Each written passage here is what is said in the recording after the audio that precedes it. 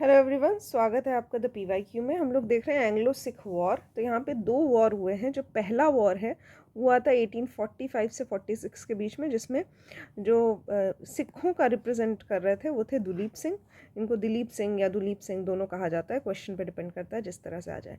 और इंग्लिश जो थे उनकी तरफ से थे लॉर्ड हार्डिंग, और जो मेजर थे वो थे ब्रॉडफुट। ठीक है, जो मतलब युद्ध में लड़ रहे थे वो थे मेजर ब्रॉडफुट। मेजर ब्रॉडफुट जो होते हैं वो जीत जाते हैं। और होता ये है कि इसका आउटकम ये होता है कि ये जो माइनर होते हैं, 18 वर्ष से कम होते हैं, दिलीप सिंह, ये हार जाते हैं और इनको अपने किंग का पद जो है वो छोड़ना पड़ता है।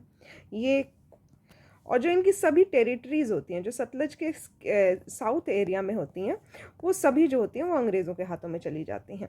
ठीक, सर हेनरी लॉरेंस जो होते हैं वो रेजिडेंट बन जाते हैं लाहौर में, ब्रिटिश रेजिडेंट। ठीक है, वहाँ पे ये होता था कि जब भी अंग्रेज़ जीत जाते थे कोई भी इलाका, तो वहाँ पे अपना कोई एक ब्रिटिश रेजिडेंट छोड़ देते थे। ठीक है, तो सर हेनरी लॉरेंस जो थे उनको लाहौर में छोड़ दिया जाता है एज अ ब्रिटिश रेजिडेंट। उसके बाद कुछ और बैटल होती है, जैसे बद्दोवाल का युद्ध, अलीवाल का युद्ध, ये 1846 में होता है। मुदकी का युद्ध, फिरोज शाह का युद्ध, ये 1845 में होता है। फिर सोबरान का युद्ध जो होता है, बैटल ऑफ सोबरान, ये 10 फरवरी 1846 को होता है। इसके बाद अगर ट्रीटी की बात की जाए तो लाहौर ट्रीटी होती है जो कि 1846 में होती है। 9 मार्च 1846 को ट्रीटी ऑफ लाहौर के बाद ये युद्ध जो होता है वो ख़त्म हो जाता है।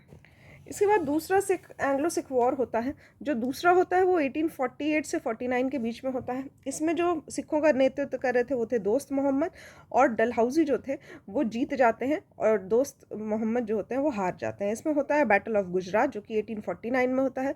रामनगर का युद्ध होता है 1848 में। चिलियावाला और शाहपुर का युद्ध होता है 1849 में।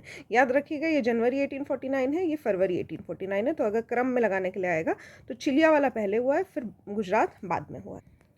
ठीक है, इसके बाद इसका आउटकम ये होता है कि मुल्तान, लाहौर, सब कुछ जो होता है इनके हाथ से चला जाता है। कोहिनूर जो कि दिलीप सिंह के पास था उसको ब्रिटिश रॉयल क्राउन ले लेता है, और दिलीप सिंह को इंग्लैंड भेज दिया जाता है पेंशन पर।